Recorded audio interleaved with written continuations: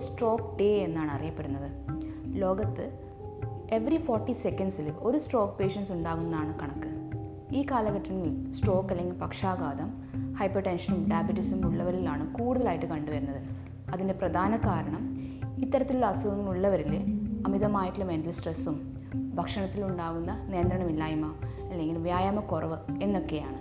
Stroke പേഷ്യൻസിൽ ഒരു famous ആയിട്ടൊരു കോട്ടുണ്ട്, time is brain എന്ന്.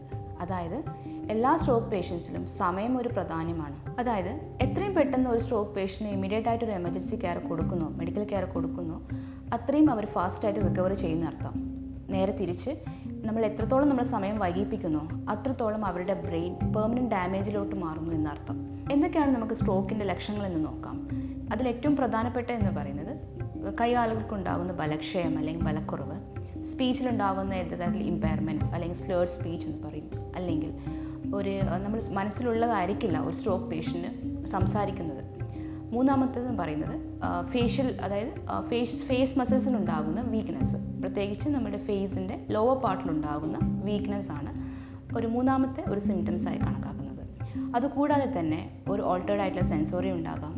പിന്നെ എല്ലാ സ്ട്രോക്ക് പേഷ്യൻസിനും ബലക്ഷയം അല്ലെങ്കിൽ ബലക്കുറവ് മാത്രമല്ല, ഏതെങ്കിലും ഒരു അംഗത്തിൽ, അതായത് കയ്യിലാകാം അല്ലെങ്കിൽ കാലിലാകാം, പല വിധത്തിലുള്ള കൺവൾഷൻസ്, അതായത് ട്രെമേഴ്സ് അല്ലെങ്കിൽ വിറയലുകൾ ഇത്തരത്തിലുള്ള ചില സ്ട്രോക്ക് പേഷ്യൻസിൽ കണ്ടുവരാറുണ്ട്.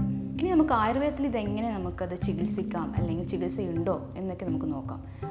സ്ട്രോക്കിൽ പ്രധാനപ്പെട്ട ഒരു കാര്യം ശ്രദ്ധിക്കേണ്ടതെന്ന് പറഞ്ഞാൽ ഒരു വിൻഡോ പീരീഡ് എന്ന് പറയും. അതായത് എല്ലാ സ്ട്രോക്ക് പേഷ്യൻസിലും ഇനീഷ്യലി ഫസ്റ്റ് 60 മിനിറ്റ്സ് അല്ലെങ്കിൽ 1 അവർ അത്രയും പീക്ക് ടൈം ആയിരിക്കും. ആ ഒരു ടൈമിൽ ഇമ്മീഡിയറ്റ് ആയിട്ടൊരു മെഡിക്കൽ കെയർ അല്ലെങ്കിൽ എമർജൻസി കെയർ കൊടുത്തില്ലെങ്കിൽ പലതരത്തിലുള്ള ചിലപ്പോൾ ഡെത്ത് വരെ സംഭവിക്കാവുന്നതാണ്. അത് മാത്രമല്ല ചിലരിൽ ഫിസിക്കൽ ഡിസബിലിറ്റിയും ഉണ്ടാകാം. ഈ ഒരു ഫസ്റ്റ് 1 അവർ കൊടുത്തതിന് ശേഷം ഫോളോഡ് ബൈ 2 to 3 അവേഴ്സ് ഒരു കറക്റ്റ് ഒരു മെഡിക്കൽ കെയറും പിന്നെ കണ്ടിന്യൂസ് ആയിട്ട് മോണിറ്ററിങ് ചെയ്താൽ ഒരു പരിധിവരെ പേഷ്യൻറ്റിൻ്റെ ഫിസിക്കൽ കണ്ടീഷൻസ് ഇമ്പ്രൂവ് ചെയ്യാൻ പറ്റും. അപ്പം ഇത്തരത്തിലുള്ള ഇനീഷ്യൽ കെയർ ചെയ്തതിന് ശേഷം ഒരു പേഷ്യൻസിൻ്റെ വൈറ്റൽസ് ഒക്കെ ഒന്ന് സ്റ്റേബിൾ ആയതിനു ശേഷം ഒരു 2 to 3 വീക്സ്, ഒരു 2-3 ആഴ്ച കഴിഞ്ഞ ശേഷം നമ്മൾ ആയുർവേദ ചികിത്സ തുടങ്ങുവാണെങ്കിൽ നല്ലൊരു ഇമ്പ്രൂവ്മെൻറ്റ് പേഷ്യൻസിൻ്റെ ഇടയിൽ കണ്ടുവരാറുണ്ട്.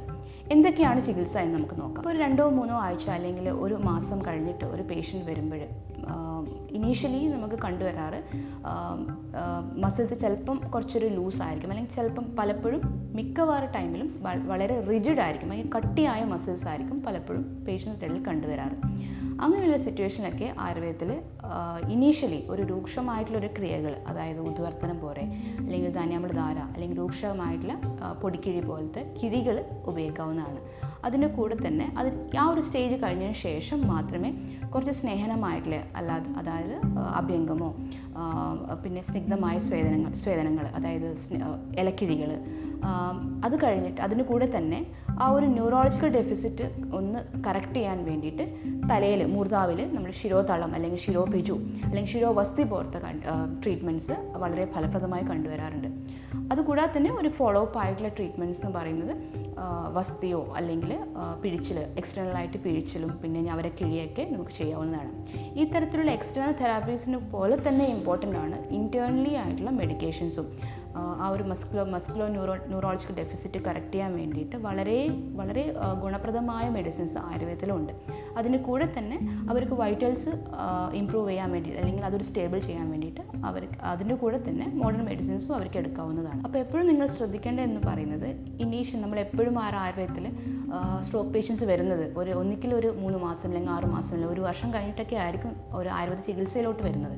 പക്ഷേ ഒരു വൈറ്റൽസ് ഒക്കെ സ്റ്റേബിൾ ആയതിനു ശേഷം ആയുർവേദ ചികിത്സ എടുക്കുകയാണെങ്കിൽ ഒരു പേഷ്യൻറ്റിനെ എങ്ങനെയാണോ ഒരു സ്ട്രോക്കിന് മുന്നേ ഉള്ള ഒരു കണ്ടീഷൻ ഉള്ളത് അതുപോലെ തന്നെയുള്ള ഒരു നോർമൽ ലൈഫ് അവർക്ക് ലീഡ് ചെയ്യാൻ വേണ്ടി പറ്റും.